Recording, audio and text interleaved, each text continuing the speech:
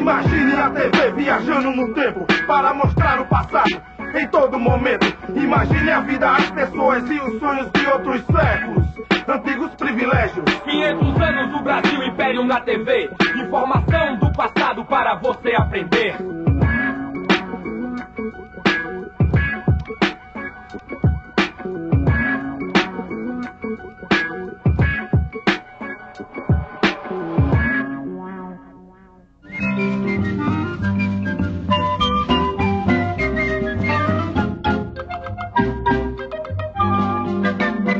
Com a vinda da corte para o Brasil no início do século XIX, o território brasileiro se abre para o mundo e passa a despertar um grande interesse nos cientistas europeus.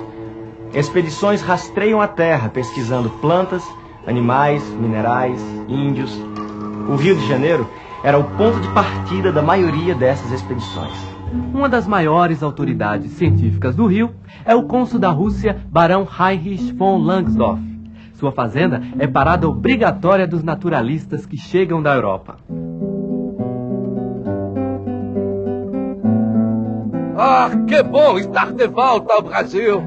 Desde que estive aqui de passagem em 1803, só pensava em voltar. E essas coisas aqui, senhor? Onde guardo, hein? Cuidado, criatura! Cuidado com essas peças das minhas preciosas coleções! Você sabe que ando levantando a fauna e a flora das matas próximas ao rio. Fora as expedições de outros naturalistas que ele apoia. O senhor gasta muito dinheiro. Realmente o custo é muito elevado. É preciso contratar tropeiros, guias e comprar muitas provisões. Além disso, poucos têm coragem para se aventurar interior adentro. Cuidado, cuidado! O que houve? Uma cobra! Quando encontrarem qualquer animal, não matem. Precisamos capturar o máximo de espécies. O príncipe Maximiliano renunciou a uma brilhante carreira militar para dedicar-se aos estudos científicos, escolhendo o Brasil para suas pesquisas e explorações. A expedição está agora na região de Belmonte, onde o príncipe manteve contato com os índios botocudos. Príncipe Maximiliano, qual a sua avaliação da expedição até agora? Embora nosso principal objetivo seja o estudo das aves e dos mamíferos, são as populações nativas que realmente nos têm fascinado. Seu modo de vida e características étnicas representam um vasto campo para estudo e documentação. Quais os próximos passos da expedição? Nosso plano é atingir os limites da Bahia com Minas Gerais e depois seguir até Pernambuco. Obrigada, príncipe Maximiliano. E boa sorte na sua aventura. Chegou ao Rio a missão artística francesa. Eles vieram a convite de Dom João VI para a Escola Real de Ciências, Artes e Ofícios. Um dos principais artistas da missão é o pintor Jean-Baptiste Debré. Para mim é um grande privilégio poder admirar a magnífica beleza do Brasil e, ao mesmo tempo, propagar os conhecimentos das belas artes entre um povo ainda em formação. Enquanto Debré desenvolvia sua vasta obra sobre o Brasil, chegava ao fim a expedição do príncipe Maximiliano, depois de 3 anos de caminhada. A nossa correspondente Liana Muyemba conversa com o príncipe. Príncipe Maximiliano, a excursão saiu de acordo com o planejado? Não. Além das várias baixas no grupo, as notícias da rebelião de 1817 em Pernambuco me fizeram cancelar a última etapa da viagem. Como o senhor avalia o resultado da expedição? Estamos levando na bagagem um rico material e muitas informações sobre os índios. Essa viagem é um marco na minha carreira científica. 3 anos depois, o príncipe Maximiliano publicou na Alemanha o livro Viagem ao Brasil nos anos de 1815 a 1817. Nesse trabalho se encontram primorosas gravuras e informações objetivas sobre as suas experiências no Brasil. O capítulo sobre os botocudos é considerado a primeira monografia científica de uma população nativa do país. Acaba de chegar ao Brasil a arquiduquesa Maria Leopoldina da Áustria, que vai casar com Dom Pedro. uma princesa muito culta que trouxe junto à sua comitiva um importante grupo de naturalistas, a Missão Austríaca. Silêncio! Vamos falar um de cada vez. Márcios, com a palavra. Eu acho que uma viagem feita em pequenos grupos é muito mais proveitosa do que se formos todos nós juntos. Estou de acordo. Se alguém tem opinião diferente, que se manifeste. Fica decidido, então, que cada qual seguirá o rumo de sua preferência e escolherá os companheiros que achar melhor. A dupla Márcios e Spix se destacou dentro da missão austríaca. Eles fizeram uma longa viagem percorrendo aproximadamente 10.000 quilômetros em 3 anos de expedição. Saíram do Rio em dezembro de 1817, passaram por São Paulo e Minas Gerais e seguiram para o norte. Atravessaram o Rio São Francisco e partiram para o litoral, cruzando a província baiana e os sertões de Pernambuco, Piauí e Maranhão. Apesar de todas as dificuldades e de estarmos doentes, conseguimos chegar a São Luís. Desistir? Nunca!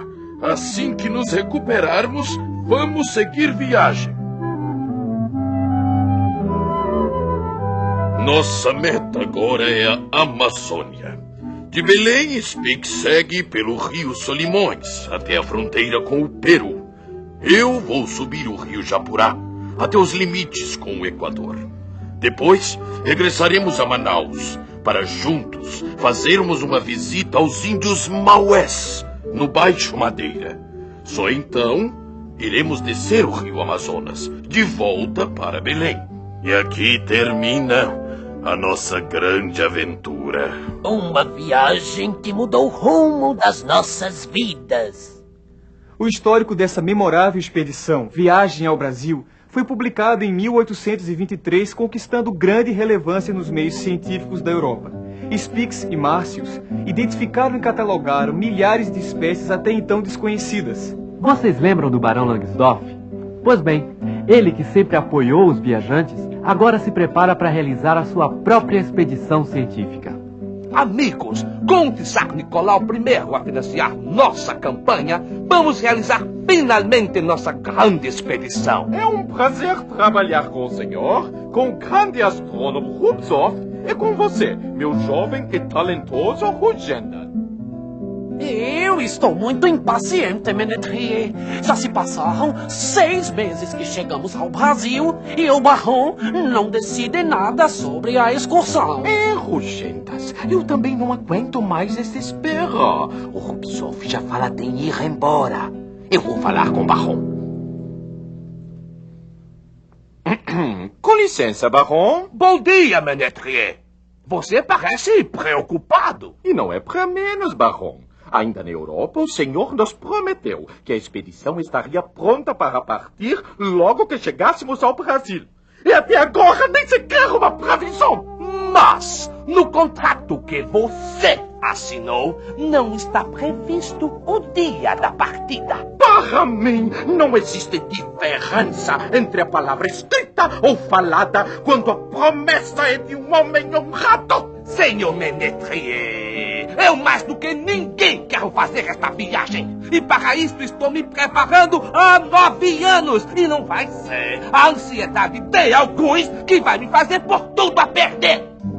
Um dos fatores que atrapalhou os planos do Barão foi a condição que se encontrava o país com várias revoltas nas províncias. Em 1824, a expedição finalmente partiu. Na primeira etapa da viagem, seguiram até Minas Gerais. E aí, começaram os problemas. Hoje, depois de ter pago os 12.000 réis de salário dos companheiros de viagem, iniciei uma discussão acalorada com o senhor Ménétrier, que se recusava a cumprir um item do nosso contrato. Nisso, o senhor Rugendas intrometeu-se na conversa. Ménétrier tem razão! Quem não cumpre o contrato aqui é o senhor! Comporte-se como um cavalheiro! O senhor não está numa bodega! Eu não quero saber! Para mim, o senhor é um tratante! Rugendas foi imediatamente demitido. O barão ainda o acusou de se apropriar indevidamente dos desenhos mais importantes feitos até aquela etapa da viagem. Rugendas continuou excursionando por conta própria e em 1825 chegou ao Rio de Janeiro. Com licença! Sim? Mestre Debré, como vai? Oh, Rugendas, seja bem-vindo. Me desliguei do grupo e vou retornar à Europa. Mas antes, gostaria de saber a opinião do mestre sobre o meu trabalho. A sua pintura mostra que o senhor é um excelente pintor. Essa predileção pelo pitoresco e pelas coisas características do país me agrada muito. Parabéns, Rugendas. Seus desenhos são dignos de um mestre. Obrigado, obrigado. As suas palavras me encorajam até a publicar um livro, porque o mestre não faz o mesmo. Vou pensar sobre o assunto. E o Barão Langsdorff? Não sei qual será o seu destino, mas confesso que estou muito aliviado por ter deixado o grupo e estar voltando para casa. Para substituir Rugendas, o barão contratou o francês Aimé Adrien Tounet, de 23 anos, membro de tradicional família de artistas. Um segundo pintor foi incorporado à expedição. Depois de passar por São Paulo, a expedição Langsdorff seguiu para o Mato Grosso. Ali, o barão decidiu dividir o grupo.